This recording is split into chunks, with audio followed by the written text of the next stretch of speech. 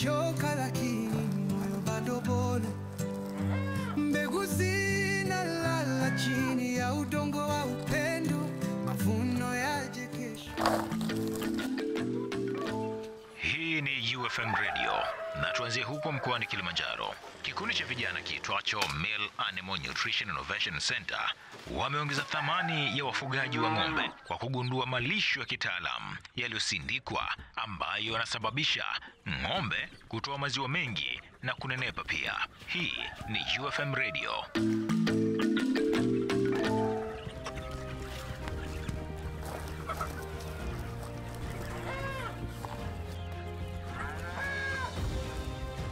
Nizamu ya wafugaji. Wafugaji mpo? Tupo. Mpo wapi? Mbona hatuwaoni? Si hapa. Naona mpo Kamiligado. Huo ni buti hilo. Buti hilo. Hebu piga kidogo hivi. Mgupande? Mguu sawa? Sasa hilo sasa na ukulima. Mna hali gani? Messi, hali yetu 50-50. Sometime tunapata, sometime tunakosa, na hiyo yote ni kutokana na mabadiliko ya tabia ya nchi. Kabisa. Yes. Tanzania ikiwa inajivunia kuwa na idadi kubwa ya mifugo barani Afrika, tuna jumla ya ng'ombe milioni 36.6 ikiwa ni 11% ya mifugo yote barani Afrika. Tunashika nambari 2 baada ya Ethiopia. Na licha ya kuwa na idadi hiyo, Messi, mnamo mwaka 2021 kuelekea 2022 tulipoteza idadi ya mifugo ambao wanahusianisha ng'ombe, kondoo, mbuzi takriban 92,000, na hii yote ni kutokana na mabadiliko ya tabia ya nchi. Achilia mbali katika eneo hilo, katika swala zima la uzalishaji wa maziwa bado tunaona athari hizo. Tanzania tunahitaji maziwa lita bilioni 12 kwa mwaka, lakini tuna uwezo wa kuzalisha lita bilioni 3.9 tu kwa mwaka.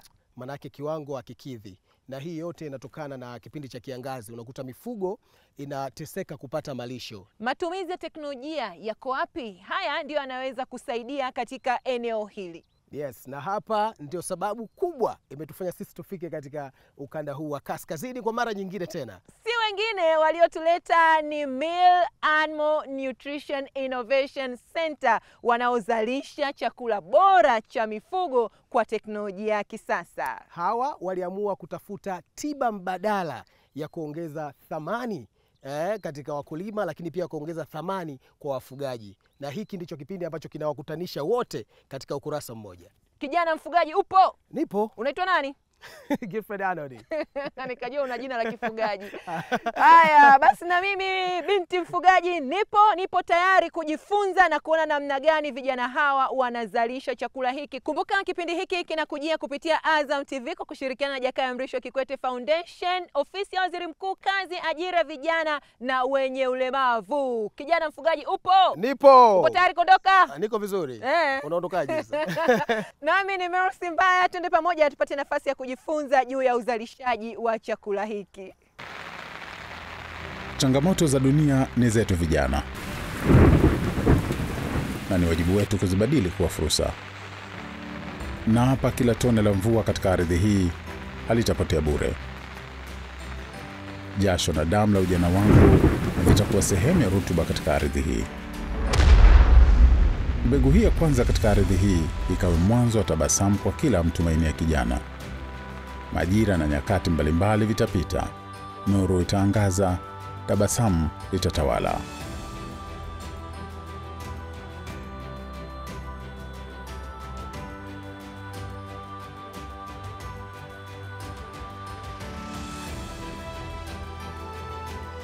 Tupe kazi, tupe mbele.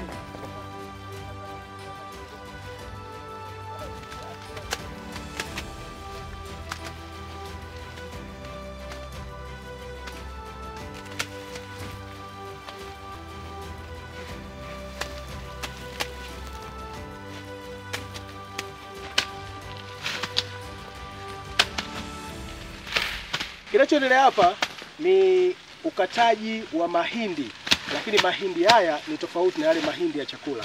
Haya ni mahindi ya lishe maarufu kama mahindi ya unga wa Yanga. Wale wa Ejiko, hizo kipindi cha nyuma, unga wa Yanga unaokumbuka? Basi ndio mahindi haya. Sasa kutokea hapa nitakuonesha namna gani ambavyo tunapata malisho ya ng'ombe ya kitaalamu yaliyosindikwa. Twende kwa pamoja.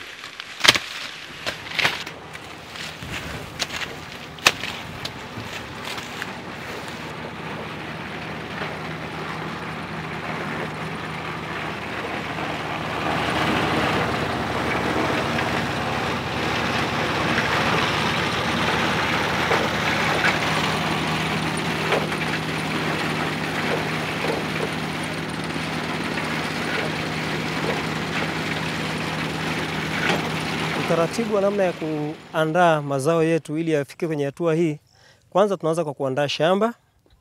Baada ya kuandaa shamba, tunaandaa mbegu.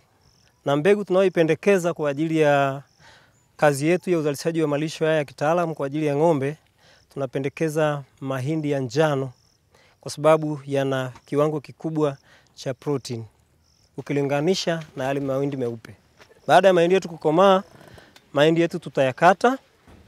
Baada ya kuyakata mahindi yetu, tutayaingiza kwenye mashine kwa ajili ya kuyachakata na kupata vipande vidogo vidogo ambavyo sababu ya kuvichakata ni ili kumsaidia ng'ombe asiwe na kazi ngumu ya kutafuna yale malisho, badala yake tu atayatumia nguvu kidogo kuyachakata, na mwisho wa siku atakuwa na nafasi kubwa sana ya kutengeneza maziwa kuliko ng'ombe ambaye atakuwa amepelekewa malisho yakiwa katika hali ambayo haijachakatwa.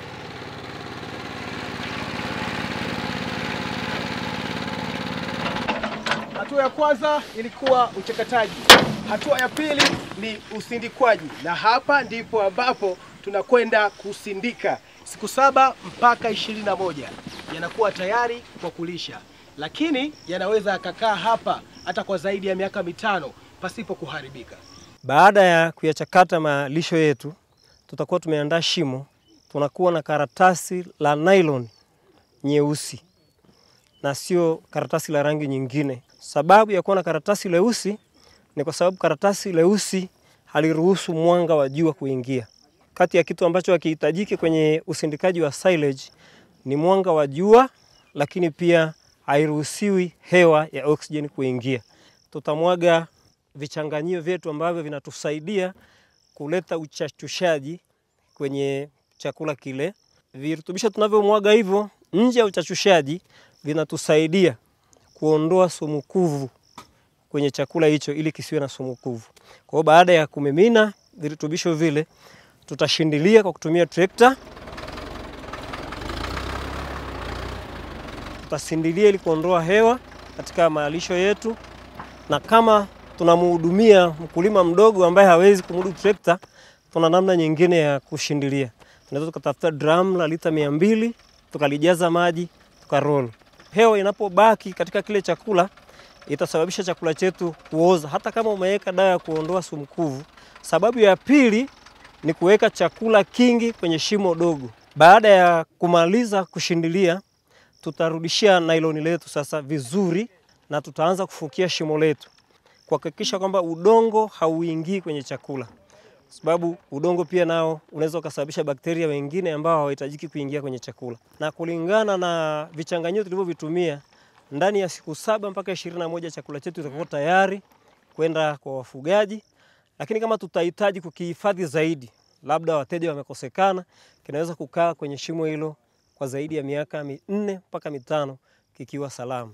Kampuni ya Million Animal Nutrition Innovation Center Limited ni kampuni ambayo imejikita kwenye teknolojia ya malisho na ipo chini ya vijana watatu. Tupo watatu ma co-founders na ndio directors ambao tunajishughulisha na teknolojia ya suluhisho la malisho yenye tija hasa kipindi cha kiangazi.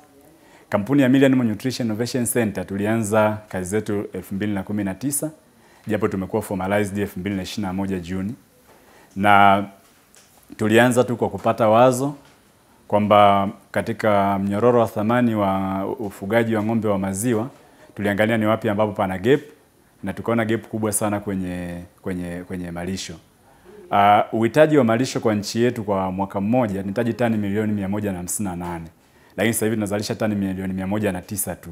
Kwa hiyo kuna uhitaji wa tani zaidi ya tani milioni 48 kwa mwaka. Kwa hiyo sisi tukaona kama hii ni fursa. Tukagundua kwamba kipindi cha kiangazi zaidi ya 80% ya wafugaji wanapitia changamoto ya malisho yanayopelekea upungufu wa uzalishaji wa maziwa kwa zaidi ya 50%. Kwa hiyo hii inapelekea wao wanapopunguza uzalishaji wa maziwa wanapunguza kipato, lakini pia wana affect ile value chain yote. Manake wale mama wa migahawa wanakuwa affected, wale wachuuzi wanaonunua kwa wafugaji kwenda kwenye migahawa wanakuwa affected, wale wanaofanya processing wanakuwa affected. Manake kuna ajira nyingi sana zinakufa kipindi cha kiangazi. Kwa hiyo tukajaribu kustudy kwenye mataifa ya wenzetu wanafanyaje. Tukagundua kwamba kuna teknolojia ya kuhifadhi malisho.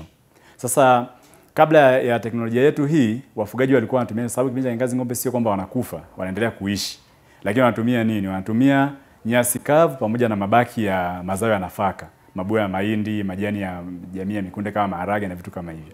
Sasa yale majani yanakuwa yamesha overgrow kwa sababu ya kupandwa kwa sababu ya malisho, wanakuwa hawapati nutrients za kutosha na ndio maana wanazalisha kidogo. Ukifanya cost analysis ya yale majani, tuligundua kwamba kwa mkoa wa Kilimanjaro na Arusha, at least mfugaji anapata kilo moja kwa shilingi 500 ya yale mabua. Lakini hiyo kilo moja anayoipata ng'ombe anakula kati ya 30% mpaka 40%. Kwa hiyo ukija kufanya calculation vizuri unagundua kwamba kilo moja ambayo ng'ombe anakula inapatikana labda kwa shilingi 1000. Tulipokaa tukaangalia hivyo, tukasema tuje na teknolojia ambayo itamrahisishia mfugaji apate malisho yenye tija lakini kwa bei ya chini ambayo itakuwa ni affordable na itakuwa inamfanya yeye apate faida. Ndio tukaja sana hiyo teknolojia ya silage.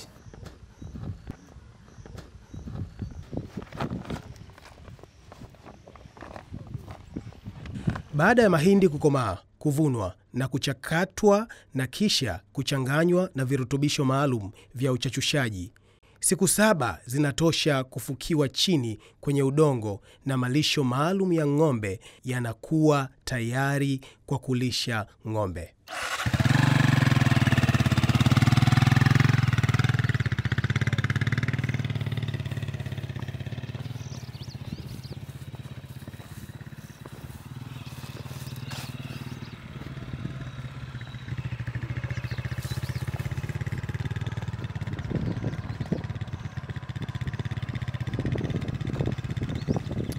Matokeo chanya ya chakula kilichosindikwa kitaalamu, silage, kwa ajili ya matumizi ya mifugo huonekana moja kwa moja kwa wafugaji. Hapa nilipo ni Arusha Kisongo.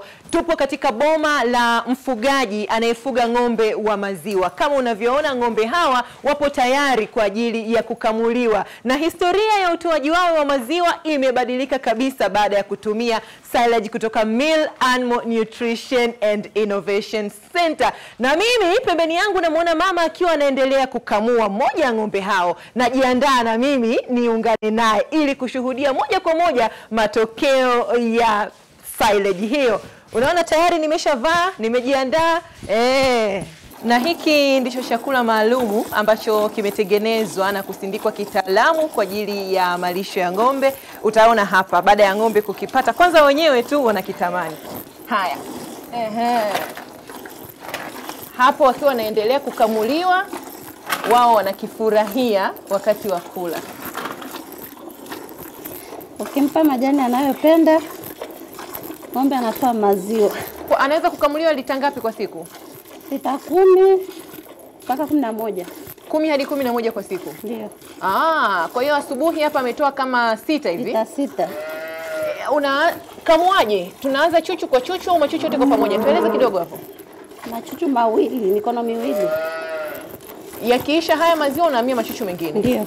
Nipate maji hapa na mimi ninawe, nione kama na mimi anaweza kunipenda akanipa maziwa. Nielekeze sasa hapo. Tunaanza juu kabisa, si ndio? Ndio. Naanza kwa hivi. Hapa ametupiga anafurahi Ngoja tuone. Hivi. Unavuta kwa kubana. Kwa kubana? Haumii? Hapana. Kweli? Akiwa anaendelea kula silage, anaendelea kutoa maziwa kama unavyoona. Lakini haishi hapa tu kwa utoaji wake huu wa maziwa. Maziwa haya yakienda kuchakatwa, yakienda kusindikwa, yanaonesha utofauti kabisa kwa ng'ombe waliotumia chakula maalum cha silage na wale waliotumia majani ya kawaida. Tupate nafasi ya kumsikiliza mtaalamu akituelezea na wanufaika wengine nao wanasema nini katika matokeo ya matumizi ya chakula kilichosindikwa na Mill Animal Nutrition and Innovation Center. Ujuzi wa kutengeneza malisho haya tumeupata kwa vijana wenzetu kutoka nchini Kenya.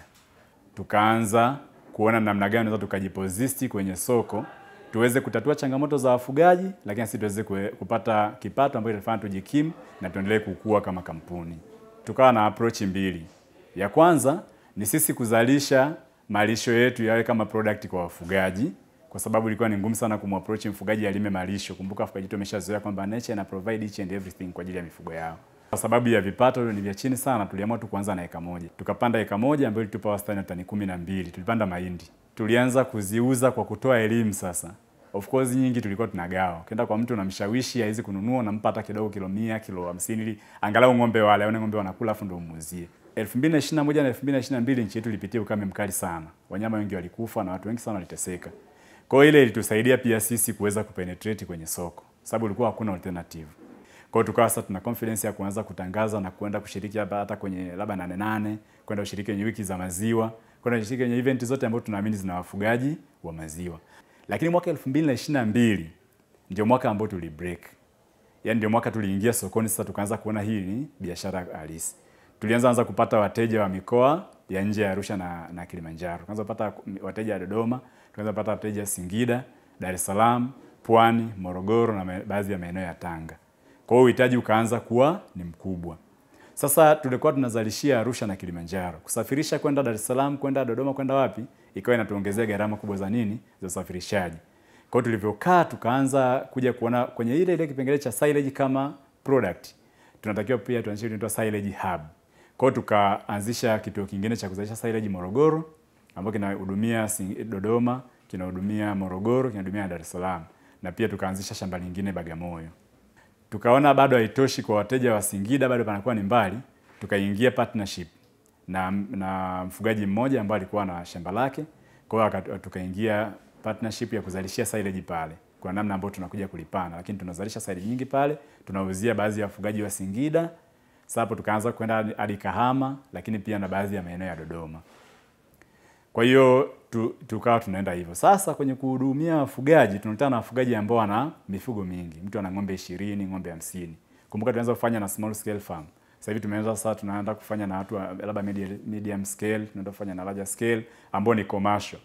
Wengi wao wana mashamba makubwa. Hawajui wanapata wapi mbegu za malisho, hawajui wanapanda vipi wala wanafanya vipi. Kwa hiyo tukaanzisha huduma nyingine inaitwa silage making service. Hii inahusisha kwamba wewe ni mkulima, una shamba. Sisi tunakuja pale tunaangalia nature ya shamba lako na nature ya udongo wa shamba lako, tunafahamu ni mazao gani ya malisho yanaweza kufanya vizuri kwenye shamba lako. Kwa hiyo tutakushauri, tutakutafutia mbegu, tunampandia malisho, tunamsaidia kwenye management.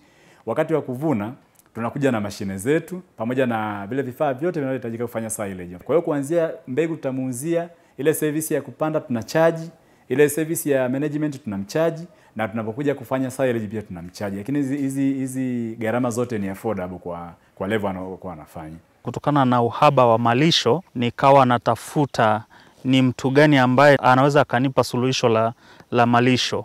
Katika kuhangaika nadhani nilibahatika kuwapata Mill Animal Nutrition ambao wanadili na mambo ya malisho. Nikaanza kutumia silage yao, kutoka kutumia silage yao nikaanza kupanda majani kutoka kwao. Super Napier tumepata kutoka Mill Animal Nutrition. Silage ni chakula bora kwa ajili ya ng'ombe. Kwa sababu unapolisha silage ni chakula ambacho kimetayarishwa kuwa katika hali ya umeng'enyo, tunaita digestibility. Kwamba ng'ombe anapokula badala ya kutumia masaa 5 kutengeneza maziwa kutokana na mmeng'enyo, anatumia masaa machache, kwa hiyo maziwa yanapata kwa urahisi. Kwa hiyo unapomlisha ng'ombe silage, tayari silage imekuwa digested. Kwa hiyo ng'ombe anapokula inampa muda mfupi wa kutengeneza maziwa. Kwa hiyo ng'ombe anayetumia silage anatoa maziwa mengi kulingana kwamba ana muda mfupi wa kutengeneza maziwa, ukilinganisha na ng'ombe ambaye anakula chakula ambacho ni kigumu, kwa hiyo anatakiwa kuimeng'enya alafu ingie kwenye mfumo wa kutengeneza maziwa. Virutubisho vilivyopo kwenye majani yale makavu na yale ambayo ya silage yamechakatwa kuna utofauti. Kwa mfano silage inavunwa yale majani yakiwa mabichi. Yakiwa mabichi yanabaki na ile hali yake. Alafu na pia kwenye utumbo wa ng'ombe ili majani yachakatwe yanapitia hatua fulani, tunaita fermentation, lazima wadudu waanze kuichakata. Lakini kwenye silage imevuka pia hatua fulani hivi ambayo kimeshaanza kuchakata, ndio maana inasindikwa, inafunikwa kiasi kwamba wadudu wale wanaoweza kuichakata ikifika kwenye mwili umempunguzia yule ng'ombe muda mkubwa kuichakata kama anaanza upya.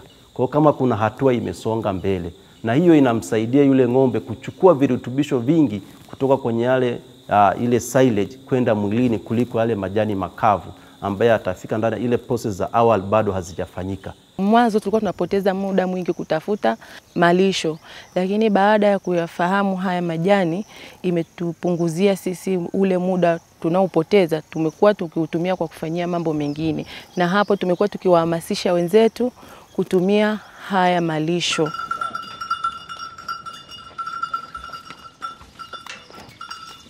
Kama wafugaji wengine wadogo na wakubwa ambao wamekuwa kiathiriwa na hali ya hewa, tumekuwa tukipata changamoto katika upatikanaji wa chakula, hasa kipindi cha kiangazi. Tulikuwa na ng'ombe wengi kidogo hapo nyuma, tulikuwa karibia ng'ombe 60 kwa sababu ya kukosa malisho. Lakini toka nifahamu habari ya silage, sasa habari ya kuua ng'ombe tena imeisha. Kwa sababu sasa unaweza kutunza chakula cha mwaka mzima bila kuharibika. Lakini hayo yote ni kwa sababu ya rafiki zetu wa Mill Animal Nutrition ambao ndio walituelekeza katika habari ya kutengeneza hiyo silage na namna ya kufanya. Mimi wanapenda kusema silage ndio pilau kwa ng'ombe. Yaani ni chakula bora zaidi kwa ng'ombe kuliko chakula kingine chote, kwa sababu tayari kimekuwa pre-fermented na akila anaanza kupata matokeo mapema zaidi. Kwenye afya ya ng'ombe imetusaidia pia kwenye ushikaji wa mimba, wanaita conception rate. Ng'ombe akiwa na hali nzuri ya kiafya, sisi tunatumia kitu kinaitwa artificial insemination hapa, uhimilishaji.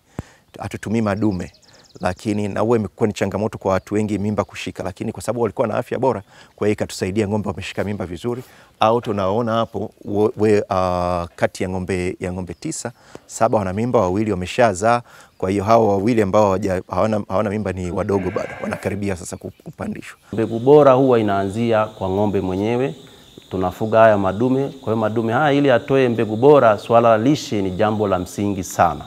Silage imekuwa na mchango mkubwa sana katika kuongeza wingi wa mbegu dume anayetoa wakati wa kukusanya mbegu.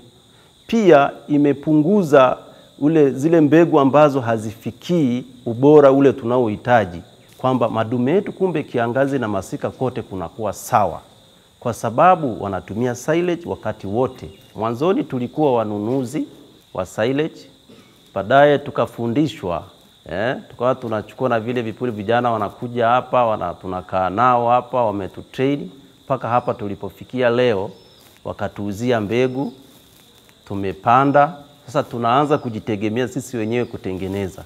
Na pia imetupa fursa nyingine, kwa sababu na sisi huwa tunatoa elimu, tuna kozi ya muda mfupi kwa wataalamu wa mifugo wanaokuja hapa kituoni kujifunza hii teknolojia ya uhimilishaji. Tunawapa habari kwamba kuna kitu kinaitwa silage kama sehemu ya chakula ya mifugo, kwamba ina umuhimu wake katika kuongeza uzalishaji. Na mpaka sasa tunawashukuru, tunatumia silage. Kabla hatujapata hii mafunzo ya silage, tulikuwa tunawalisha majani ya kawaida, majani ya maharage. Kwa hiyo kipindi cha kuvuna maharage unawapa ya maharage na mahindi, lakini akiisha basi unatafutiza nyasi huko polini unawapa. Ile ilikuwa inatugharimu sana kipindi ambacho majani ya maharage yameisha na mahindi, kwenda kusakanya majani ni mbali. Chakula cha silage yani kinamfanya ng'ombe kwanza aongeze maziwa, alafu awe na afya nzuri, anenepe, na maziwa yake yanakuwa na mazito na yanakuwa na siagi nyingi. Kupitia matumizi ya silage, ng'ombe anaweza kutoa maziwa ya kutosha kumlisha ndama. Unaona ndama anafurahia hapa maziwa ya mama yake kwa sababu yametoka kwa wingi, yanamtosha kabisa kwa chakula chake cha siku nzima. Mimi sijaishia kulisha ng'ombe wangu tu, nafanya it commercially sasa. Uwezi amini natengeneza silage hapa na inaliwa Dar es Salaam. Ni chanzo kizuri cha mapato. Naweza kusema hata kuliko hata mahindi ya kawaida ya kulima. Kwa hiyo tuna mpango wa kuongeza uzalishaji zaidi ili tuweze kukava hilo soko letu zaidi. Na ile silage imesaidia kuongeza hiyo uzalishaji wa mbegu kwa maana ya kiwango. Madume wengine walikuwa wanatoa labda mili 3, sasa wengine wanafikia hata mili 8, 9, 10. Anakutolea volume inakuwa kubwa. Alafu ukienda concentration nayo zimeongezeka. Inaongeza kwa sababu ile ng'ombe anapokula ile chakula sasa anakuwa na cha ziada kwa ajili ya uzalishaji wa mbegu, ambayo chakula alichokula kina virutubisho vya kutosha kwa maana ya nguvu pamoja na vitamin. Kwa hiyo silage ni muhimu sana katika mbegu, madume yanayovunwa mbegu kama sisi hapa. Aina nyingine ya malisho tunayolima katika shamba letu tuna Napier grass ambayo hiyo tunaitumia sana kwa kuwapatia wafugaji ambao wananamesha ng'ombe kwa ajili ya nyama. Napier mnayoiona ni Napier iliyoboreshwa ukilinganisha na Napier zinazoonekana mitaani. Na hapa tuna aina mbili ya Napier. Tuna Super Napier na tuna Giant Cow ambazo huwezi kuzikuta kwenye mashamba mengine ya watu nje ya shamba hili na mashamba mengine yaliyoidhinishwa. Lakini malisho mengine tunayolima ni mtama malisho. Na namna za usindikaji ni zile zile tunazozitumia katika kusindika mahindi. Unajua si wafugaji, ukiambiwa kitu hiki kinafaa lazima ukikimbilie kukifanya, kwa sababu mfugaji anatafuta faida na anatafuta kitu ambacho kitamlizisha kwenye ufugaji wake. Kwa hiyo mimi sikuogopa kitu chochote. Swala la lishe ni swala la muhimu sana katika kupata matokeo chanya ya uzalishaji wa nyama na maziwa, kwa sababu lengo letu sote ni kuboresha uzalishaji kwa mfugaji. Mfugaji anaweza akawa na ng'ombe, lakini yule ng'ombe atahitaji malisho. Anaweza akawa bora genetically, lakini bila malisho ya kuweka sawa hawezi kuonesha ule ubora wake. Silage is a game changer of everything kwenye malisho. Kwa sababu kwa mfano vikundi vya mama wakija wakafundishwa matumizi ya silage, maana yake watakuwa na maziwa mengi, na unapokuwa na maziwa mengi maana ni hela nyingi. Lakini apart from that, silage pia inapokuwa greenish inasaidia haya mabadiliko ya tabia nchi, especially Super Napier ambayo ukipanda huhitaji kukata, kwa hiyo ina grow muda wote. Kwa hiyo ile absorption of carbon ina take place. Kama nchi tuanze ku advance kwenda kwenye carbon credits kwa kutumia malisho. Kwangu mimi, baada ya kupata maziwa mengi, nimepata faida kubwa sana. Watoto kwenda shule, kufanya maendeleo tofauti tofauti kwenye jamii, kama kuwa pia na nyumba nzuri, maana hapo nyuma tulikuwa na nyumba za nyasi hivyo. Na nimepata knowledge nilivyojiunga hapa, experience yangu imeongezeka kidogo, kwa sababu kule nilipotoka nilikuwa sekta nyingine, na hapa nimekuja na nimejiunga na sekta ya ufugaji. Kuna vitu baadhi nimejifunza, namna ya kuhudumia wateja. Knowledge kidogo imeongezeka. Kama kijana naweza sasa hata kusimama na kuanzisha ufugaji wa ng'ombe na ukaendelea vizuri, kwa sababu nimeshajua product, aina za material ng'ombe anatakiwa ale nini ili aendelee na awe na maendeleo mazuri. Tulipoanza hii kampuni tulianza vijana takribani kama vijana wa 5. Tulifundishwa vizuri namna gani, namna ya kufanya silage, nini maana ya silage. Ambacho ni kikubwa tulichonufaika nacho ni swala zima la uchumi. Kipato hicho kinatusaidia kuendesha majukumu yetu ya kila siku. Mpaka sasa hivi nimenunua kiwanja kupitia kampuni hii, nina familia. Pia kupitia teknolojia ya kupanda mahindi ya silage, tumechukua teknolojia ile tumeipeleka kwenye mahindi ya chakula. Mfano una shamba lako labda nusu eka, ni eneo dogo, tunaweza kujipatia mahindi mengi kwa eneo kidogo. Kwa hiyo kuna mtu ambaye priority yake ni nyumba, amejenga. Kuna mtu ambaye priority yake ni gari, ana gari, anatembea na gari. Mfano mimi na familia yangu, mimi ni mume wa mke mmoja, mume mwaminifu, lakini baba watoto 2. Familia yangu inaishi kwa amani. Mwanangu wa kwanza anasoma, yupo pre-unit, anasoma shule nzuri kabisa. Maisha yanaendelea, hatuna stress zile ndogo ndogo, na pia shughuli za kampuni zinaendelea. Yaani kama kampuni tayari tuna mashine sasa hivi 4 za kuchakata. Tuna mashine moja kubwa ya kufanya packaging. Tuna mashamba hayo 2 ambayo tunayaown, ni mashamba yetu sisi. Tuna biashara yetu kubwa ya duka ambayo tunauza hizo mbegu za malisho na vitu vingine vingi. Lakini pia tuna partnership na makampuni mengi ambayo yanauza hivyo virutubisho. Unajua ng'ombe hali majani peke yake, ng'ombe anahitaji pia madini, anahitaji nini. Kwa hiyo tuna partner na watu wengine kuweza kupeleka kwa mfugaji ile package ambayo ni full. Pamoja na hayo pia tumetengeneza ajira kwa vijana wenzetu. Sisi tumeajiri vijana 5 kama full time. Tunaye kijana mmoja ambaye anauza dukani. Tunaye kijana mmoja tunamuita on farm dairy consultant. Yeye kazi yake ni kuzunguka kwa wale wateja ambao tunawahudumia, kutoa huduma za kiushauri pale shambani kwao. Lakini pia tuna vijana wengine 3 ambao wenyewe ni farm manager. Mmoja yupo Morogoro, mmoja yuko Bagamoyo, mmoja yupo kule West Kilimanjaro. Hao wote wana ajira za kudumu. Lakini kwenye shughuli zetu hizi tunatengeneza ajira nyingi sana. Kwenye shughuli ya kupanda haya mashamba yetu tunachukua vijana wale maeneo, wanaingia kupanda, tunawalipa kupalilia tunawalipa, kupiga dawa, kuvuna na yote hiyo. Lakini pia tulikuja na idea moja ya kuanzisha vituo vya mauzo ya silage mwaka 2021 mpaka 2023. Of course tulisitisha kwanza kuona namna gani nzuri ya kuendelea nayo. Lakini tulianzisha vituo Dar es Salaam, tulikuwa na vituo 5 vya kuuza silage. Tulikuwa tumeweka vijana wanapokea mzigo, wanauza, wanapata commission kwenye kila mzigo wanaouza. Tulikuwa na kituo Chanika, tulikuwa na kituo Mwenge, tulikuwa na kituo Mapinga, Kibaha pamoja na Kigamboni. Kwa hiyo kote tunajaribu kutengeneza ajira. Hizo ni zile ajira za moja kwa moja. Lakini kwa malisho yetu sisi tumewabadilisha wafugaji ambao walikuwa wanafuga kimazoea. Tunatoa pia elimu za ujasiriamali kwenye ufugaji. Tunawafundisha kutunza kumbukumbu, wafundisha namna ku calculate faida wanazozipata. Kwa hiyo tunaamini tumetengeneza ajira nyingi sana kwa akina mama. Sababu tunafanya na vikundi vya mama vile dairy cooperative, tunafanya na vikundi vya vijana pia. Kwa hiyo tunatengeneza ajira nyingi sana. Kama ilivyo kwa binadamu, uchanganya chakula na virutubisho tofauti ili kupata afya iliyo bora. Ndivyo hivyo tunafanya kwa mifugo ili kuweza kuleta matokeo chanya, na hapa tunazungumzia maziwa pamoja na nyama. Tunatumia silage au malisho ya kitaalamu ya ng'ombe yaliyosindikwa. Lakini big story kutokea huku ni Kituo cha Taifa cha Uzalishaji wa Mbegu za Mifugo. Tumeweza kuona matokeo chanya kutokea katika virutubisho hivi vya silage. Lakini gari ambayo naitumia kupeleka mzigo wangu town ni Toyota Stout. Hii ina maana kubwa sana kutokea ukanda huu wa kaskazini. Ukienda kutoa mahari pale, kwa sisi ambao tulitoa mahari, kwa mama mkwe anakuambia kudiri Toyota Stout. Maana unamiliki Toyota Stout wewe ili tuweze kukupatia mke.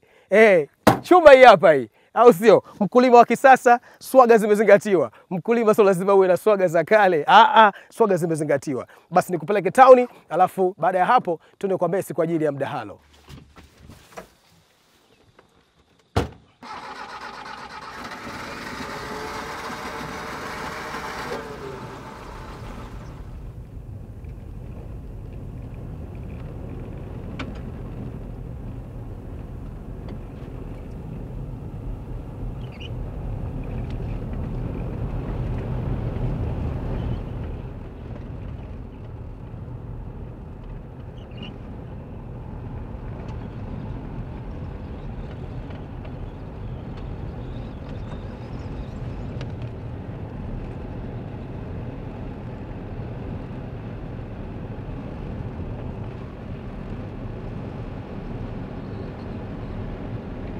Ili nchi yoyote ipige hatua katika swala zima la teknolojia, ni lazima vijana wahusishwe. Ni lazima vijana wawe tayari katika kushiriki kwenye eneo hilo. Tumeshuhudia namna ambavyo teknolojia ya mawasiliano imehusisha vijana na namna ambavyo imepiga hatua. Lakini swali ni je, katika sekta ya kilimo na ufugaji, teknolojia imehusika kwa kiasi gani? Vijana wamehamasika kwa kiasi gani kuangalia eneo hili? Ndicho tunachokiangalia siku hii ya leo. Karibu sana. Tupo Twende Innovation Center. Tupo na vijana ambao wanachakata akili zao, ambao wanahusika moja kwa moja katika eneo la ubunifu. Tutazungumza nao hapa na tutajadili nao kwa kina namna gani tunaweza tukatumia teknolojia katika kuboresha kilimo pamoja na ufugaji, na wao wapo tayari kwa kiasi gani. Jamani vijana, mambo vipi?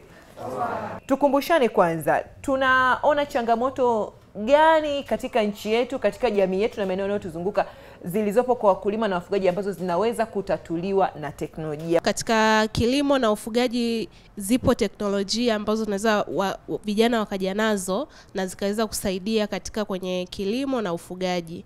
Kwa mfano, teknolojia sio lazima utengeneze mashine ambayo itaenda kumsaidia moja kwa moja mkulima, ila inaweza wewe badala ya kumpa ile mashine, wewe ukatumia ile mashine kuthaminisha kitu kingine.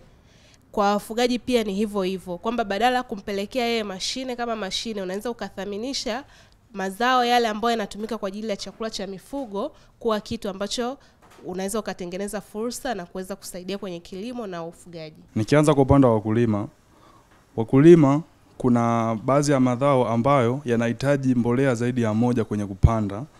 Kwa mfano viazi.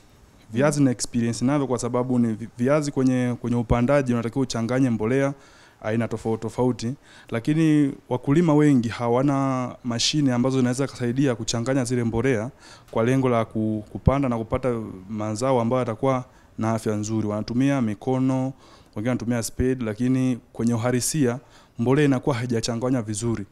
Kwa hiyo mimi ningependa tuweze kupata hata mashine ambayo itasaidia hiyo kazi ya kuchanganya mbolea kwa ajili ya kupandia mazao ambao unaweza mahindi, maharage, viazi na kadhalika. Kwenye uvunaji pale inakuwa ni changamoto kubwa, maana watu wanakuwa wanafeka yani kwa nini yani tusitafute yani ubunifu yani wa mashine ambayo itakuwa inavuna yale mahindi, na mashine ambayo itakuwa inafunga yani kishavuna inafunga na inapeleka sehemu husika. Mimi changamoto niliona ni kwenye uhifadhi wa mazao. Kwa mfano kipindi ambacho wakulima wanakuwa wamevisha mazao, asilimia kubwa wanauza papo kwa hapo, maana hawana sehemu nyingi za kuhifadhia, wala hawana teknolojia ambayo wanaweza kutunza mazao yao kwa muda mrefu. Kwao wanaamua kuyauza ili waepushe zile hasara. Upande wa wafugaji shida ipo kwenye malisho. Kwa mfano wanaofuga mjini hapa, hamna sehemu zitakazowasaidia kulisha mifugo yao. Ugomvi wao unatokea kati ya wakulima na wafugaji kwa sababu wafugaji wanaenda kulisha mazao ya wakulima. Lakini mchango mkubwa wa teknolojia unafanya kilimo kiwe kizuri, kivutie. Kinakuwa sio, yani kilimo kinakuwa ni kazi, sio adhabu. Nikirudi kwenye teknolojia yetu sisi tunajihusisha na teknolojia ya kuhifadhi malisho kwa ajili ya kipindi cha ukame. Hapo sasa mliwezaje kupata fedha za kununua mashine na fedha za kuanza kukodi mashamba ya awali? Kwa mara ya kwanza tulianza kujishika na visenti ambavyo tulikuwa navyo mfukoni. Kulima eka moja ya mahindi ilikuwa inahitaji hata 600 na sisi tulikuwa watu 3. Kwa hiyo tulijinyima, hatukupiga pambakali, hatukwenda sehemu za bata, tukajishika hivyo tukaweza kuzalisha eka. Tulianza na eka moja tu. Nakumbuka tutaanza hata ni 12. Tuliuza mwaka mzima ndio tunamaliza huo mzigo. Ilikuwa 2019 huo. Sasa tukiuza hatugawani hela twende tukafanye nini? Tukiuza tunaongeza, tukiuza tunaongeza. Kwa hivyo piga hivyo. Hatukupata mdhamini, hatukupata chochote katikati hapo. Tulikuwa tunajitafuta sisi wenyewe. Kwa hiyo tukipata hivyo sasa tunaanza na labda tumeanza na mashine ndogo, tukipata hela tunaweka target. Kwa hapa tulipofika tunataka mashine kubwa. Tunataka mashine hii. Tulianza kufanya ufungashaji wa loko. Tunachukua mifuko tunashindilia tu bora iwe na liner ambayo inazuia iwe siingie. Lakini sasa hivi tuna mashine ya kufanyia ufungashaji. Kwa hiyo tulianza na mtaji ambao nafikiri hauzidi 400,000. Lakini sasa hivi tunapozungumza kampuni ya Million Nutrition Innovation Center ina thamani ya milioni 288. So inawezekana. Tusisubiri kuwa na hela kubwa ndo tuanze. Uzuri wa kilimo kilimo kinaridhika na mtaji mdogo sana. Uthubutu na kujituma tu unatoboa. Asante. Haya. Tunashukuru sana, uthubutu na kutoboa. Sasa tupate nafasi ya kumsikiliza Bwana Edson hapa. Tujuze ni eneo gani ambalo ungetamani Watanzania walifahamu au bado mnaona Watanzania hawafahamu zaidi katika ufugaji na teknolojia ambalo nyinyi mnalifanya? Kabla sijajibu swali lako niongeze kidogo pale alipozungumza Chris ya kwa nini vijana wengi sasa hawapendi shughuli za kilimo na ufugaji. Sijui sisi wakati tunasoma zamani, sijui na kama inaendelea mpaka sasa hivi. Ulikuwa ukipiga kelele darasani, unatolewa nje, ukafyeke au kalime bustani au ukafanya nini. Sasa wengi wetu ilitu demoralize kidogo kwamba hii kumbe kilimo bani adhabu. Na wengi ikawafanya wachukie kilimo. Kwa hiyo natamani nikimaliza shule mimi mambo ya kilimo mimi nitaachana nayo. Na kwa sababu pia kukosa teknolojia nyingi kwenye kilimo watu wengi akawa wazipendi. Lakini nakumbuka nimesikia kuna watu wamesoma agriculture hapa. Wakati nasoma agriculture form 1 kulikuwa na somo moja party agriculture inaitwa agriculture mechanization. Na moja ya role au ya kazi za agriculture mechanization ilikuwa to attract young people towards agricultural activities. Kwa hiyo teknolojia, mitambo, mechanization zina attract au zinavutia vijana kwenye masuala ya kilimo. Kwa hiyo tunapoongelea habari ya teknolojia hapa tunaongelea kitu sahihi kabisa. Sasa kwa sasa teknolojia ni nyingi na zinaweza kuwavutia vijana katika kazi hizi za kilimo na katika kazi za mifugo. Asante sana. Haya, vijana mpo wapi? Mbona tuwaoni?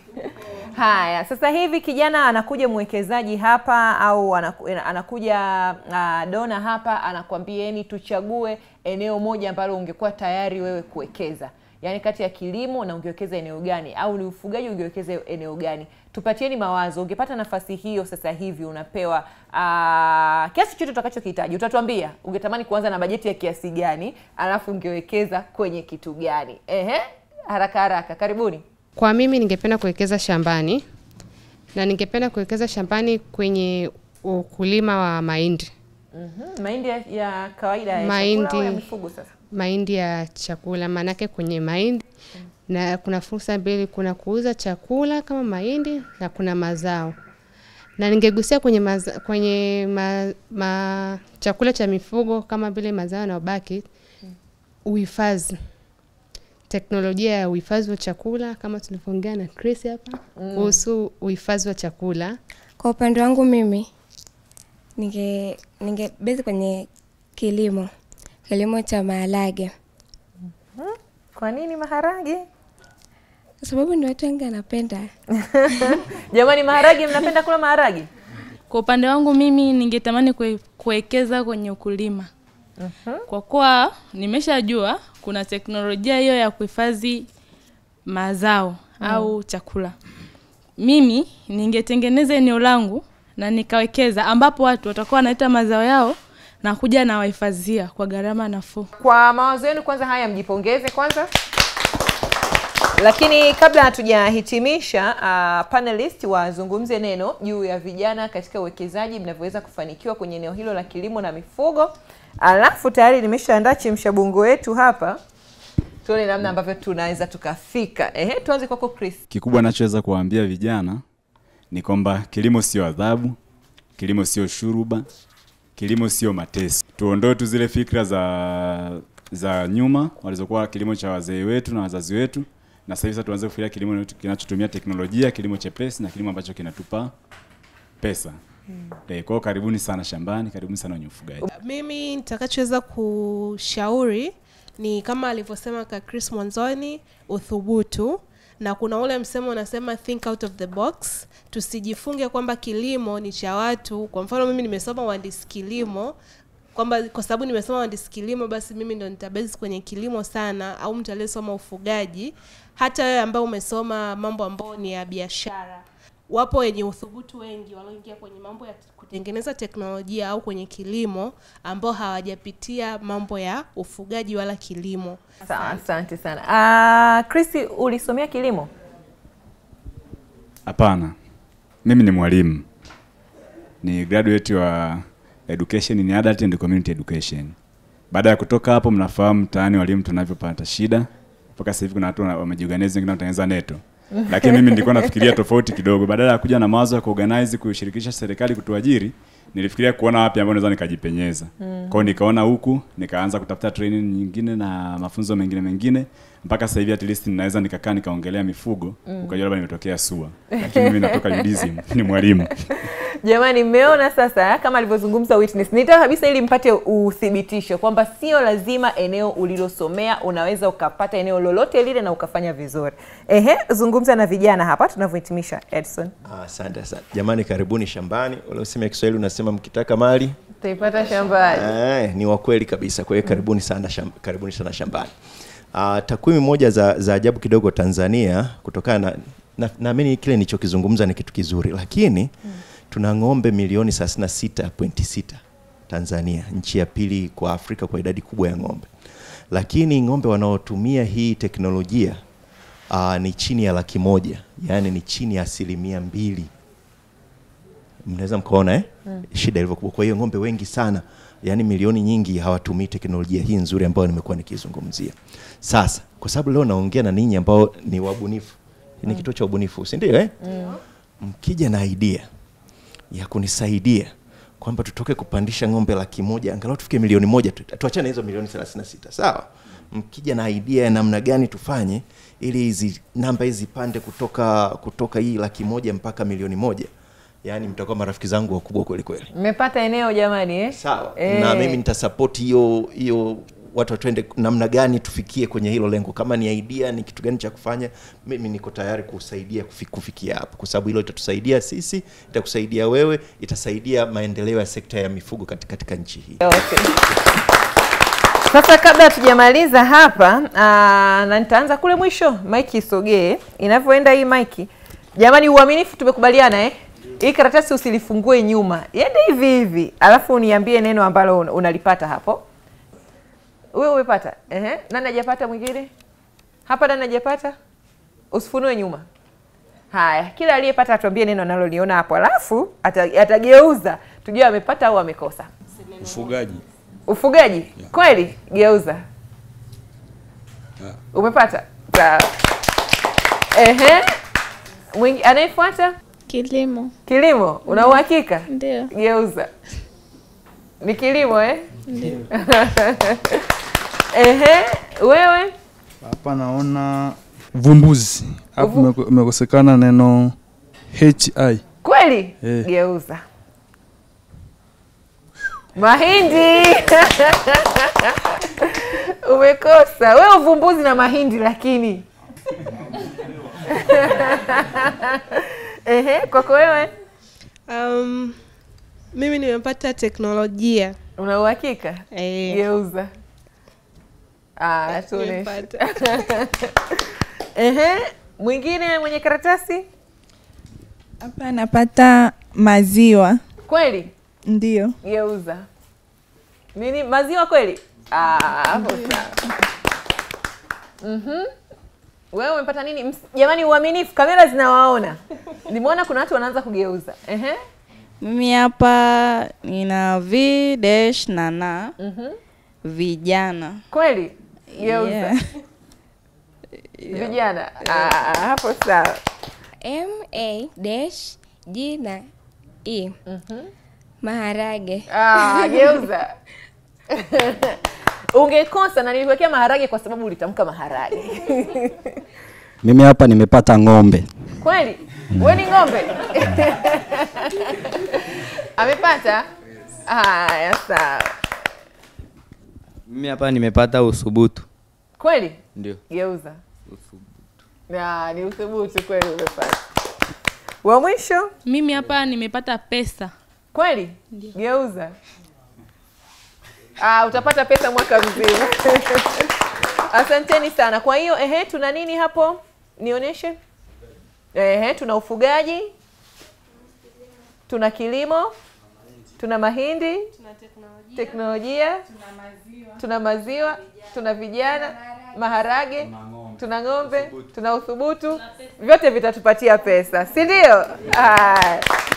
Asanteni sana, tumeshukuru sana kuwa na vijana hapa kutoka Arusha ambao wamezungumza matumizi ya teknolojia katika kuboresha kilimo pamoja na ufugaji. Tumesikia namna ambavyo tunaweza tukapata fursa katika eneo hili, lakini tumesikia namna ambavyo tunaweza tukatatua changamoto katika eneo hili. Kwa wewe kijana sasa ambaye unatazama, inabaki nafasi yako kuchukua hatua, kuchukua uthubutu ili uweze kupata pesa katika eneo hili na uweze kuchangamkia fursa zote zilizopo katika upande wa teknolojia, kilimo pamoja na ufugaji. Tunaweka nukta hapo kwa leo. Mimi sikujichagulia neno, siku nyingine nitajichagulia.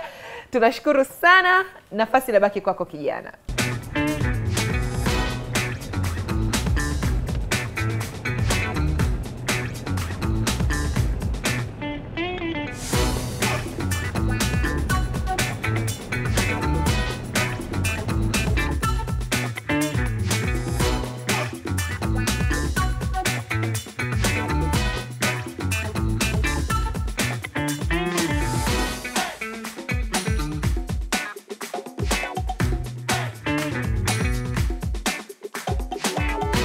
Let's go. 1, 2, 3, 4.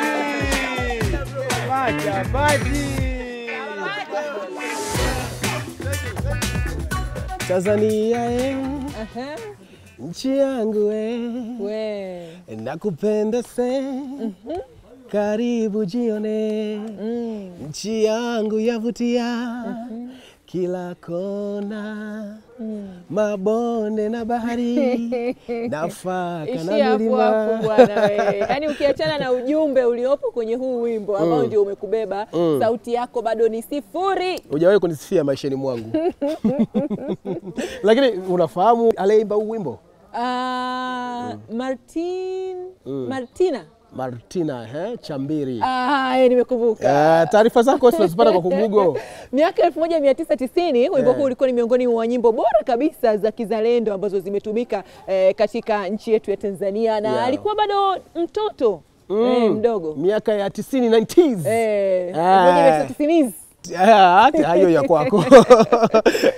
Karibu katika lango la Machame, geti la kuingilia mlima Kilimanjaro. Ukitaka kupanda mlima huu unaweza kutumia mlango huu, nasi tunajumuika pamoja na watalii ambao hupanda mlima Kilimanjaro kwa mwaka. Tunaelezwa ni takribani watalii 1047. Hapa tulipo tupo takribani mita 1800 kutoka katika usawa wa bahari, tayari kwa kuianza safari yetu ya kupanda mlima huu mrefu kuliko yote barani Afrika na mlima huu mrefu kuliko yote duniani unaosimama peke yake. Nipo tayari kwa siku zangu. Utatumia siku ngapi? Siku 6, siku 7? 7. Ili uweze kupanda mlima huu inategemea tu na uwezo wako na spidi yako na nishati ya nguvu ulionayo. Wengine wanatumia siku 5, wengine wanatumia siku 6, wengine wanatumia siku 7, lakini wengine hufika mpaka siku 8. Na ni mlima wenye kilomita zipatazo 40.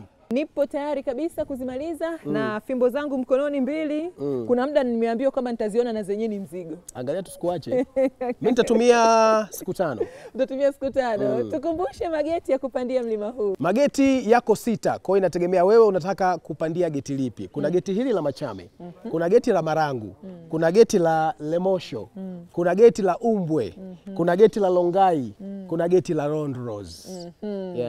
Na geti Kamseleleko? Geti Kamseleleko nimesikia ni Marangu. Hilo unaweza kupata hata na magari, yani kama una gari fresh tu. Sisi ni vijana tumeamua kuchagua geti la Machame, lakini upekee kabisa tumechagua geti hili kwa sababu tukifika kituo cha kwanza utapata nafasi ya kuona mji wa Moshi vizuri kabisa jinsi ambavyo umepangika. Lakini pia tumeambiwa ukipanda mlima huu unaweza kuona blue monkeys. Na yale maua ya kipekee. Maua ya kipekee, wanyama, ndani kuna vitu vingi, kimsingi kuna vivutio vingi. Sawa sawa. Ndipo ambapo tunahitimisha safari yetu ya kijana leo mkoani Kilimanjaro, safari ya kuangalia vijana waliofanya ubunifu katika utengenezaji wa malisho yanayosaidia wafugaji, malisho yaliyoboreshwa.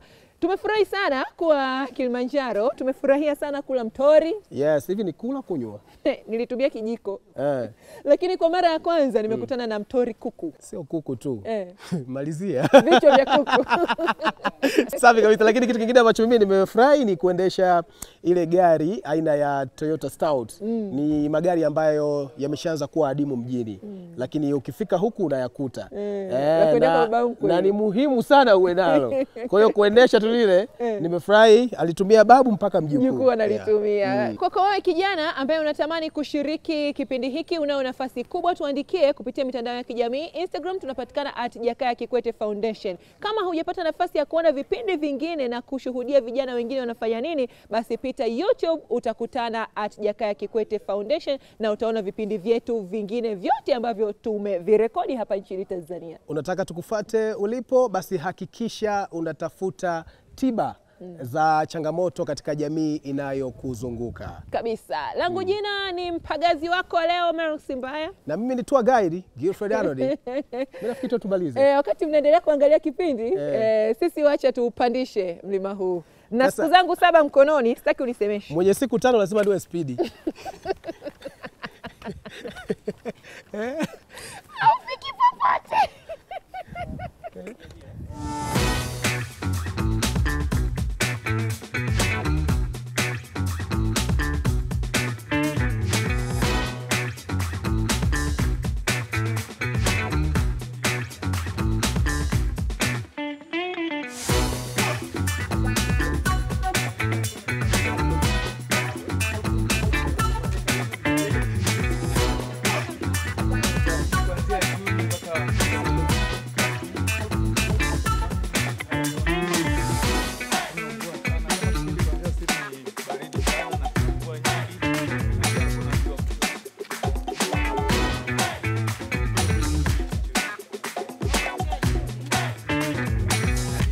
mpaka Disemba.